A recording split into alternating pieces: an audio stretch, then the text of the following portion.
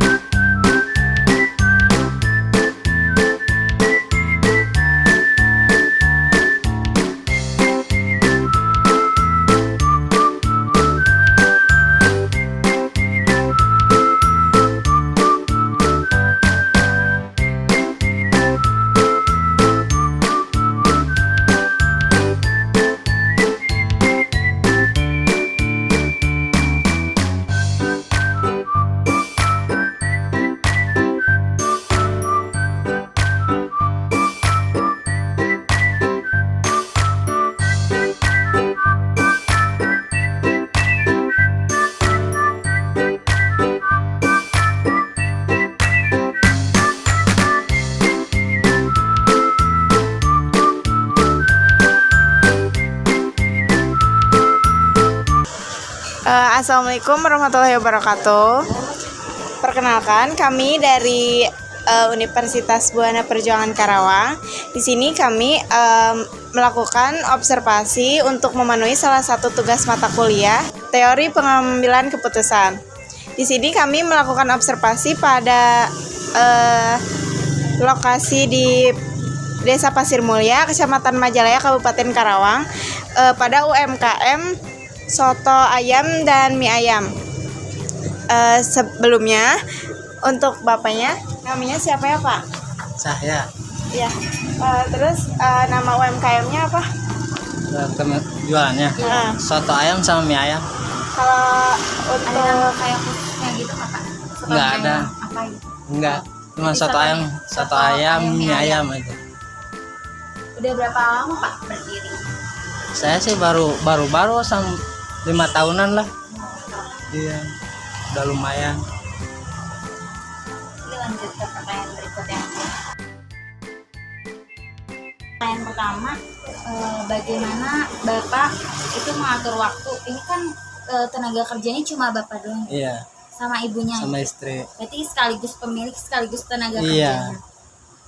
Gimana sih Pak ngatur waktunya untuk mastiin kegiatan operasionalnya itu selesai dengan tepat waktu dan menyiapkan semuanya sendiri kayak seperti bahan baku, terus persiapan buka warungnya, ngatur waktunya gimana Pak? Ya, udah biasa aja setiap hari gitu. Pagi-pagi dari subuh lah belanja dulu ke pasar. Terus habis pagi lah jam 6 jam 7 udah ngolah-ngolah, tinggal masak. Jam 11 baru berangkat gitu. Pulang Bukanya jam 11. Iya, buka jam 11 siang, tutupnya jam 10 malam. Ya, Tapi ganti-gantian gitu nggak, kayak Bapak dulu jam berapa terus sama ibunya jam berapa? enggak bareng-bareng aja gitu. terus kalau misalkan nanganin kalau ada peningkatan permintaan dari pelanggannya gitu, kalau lagi banyak pelanggan tapi bapaknya lagi sendiri di sini. Ya ituin aja di apa di gitu, Pak? ya enggak sih, alhamdulillah Berarti Bapak bisa memanage waktunya gitu ya? Iya. Kira-kira ada rencana pengembangan usaha nggak Pak ke depannya? Terus apakah memungkinkan untuk merekrut karyawan? Ya kalau kedepannya ya mudah-mudahan ada Buka cabang? buka cabang gitu, mau ngerekrut tenaga orang lain. Kalau untuk modalnya itu sumber utama modalnya itu apa? Misalnya kayak dari tabungan mungkin? Ya dari uang itu sih, Modal pribadi? modal pribadi. Enggak dari pinjaman gitu? Enggak. Berarti Pokok utama. benar-benar modal pribadi? Iya, modal pribadi. Kira-kira cukup nggak sih Pak modal yang dimiliki saat ini untuk mengembangkan usaha ini gitu? Ya, Kalau enggak, kendalanya apa? ya modal cukup sih kalau untuk sehari-hari.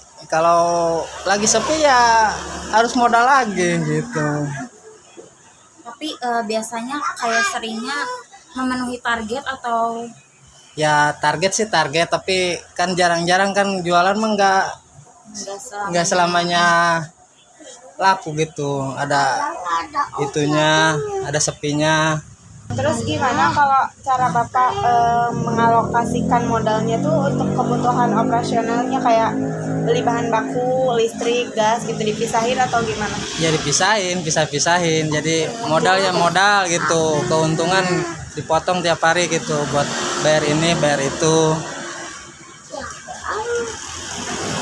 kalau pernah nggak sih Bapak ngalamin kesulitan sampai-sampai harus mengajukan pinjaman ke bank, terus kayak ke orang lain mungkin mencari dana tambahan gitu? Ya pernah, namanya jualan gitu nggak selamanya Nggak sampai rame, iya mulus, ada sepinya gitu. Kadang-kadang kan pinjem ke orang. Terus kalau misalkan ngatur keuangannya itu udah sistem digital atau emang masih manual gitu Pak? Manual aja, kita mah nggak digital. Kayak kalau misalkan ngambil keputusan terkait modalnya gimana?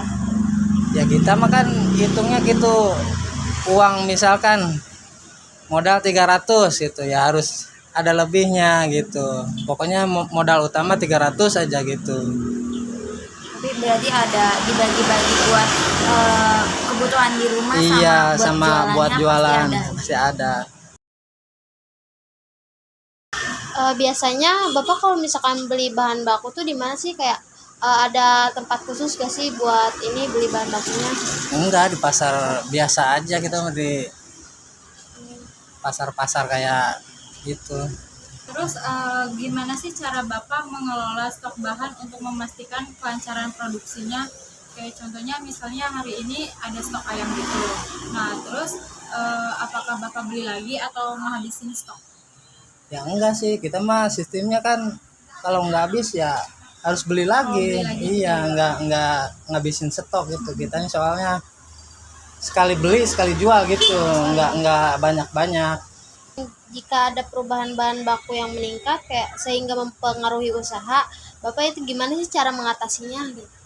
Ya paling potong itu apa, misalkan itunya apa bikinnya gitu, potong agak sedikit gitu, enggak kurangi ya? iya enggak naikin harga gitu.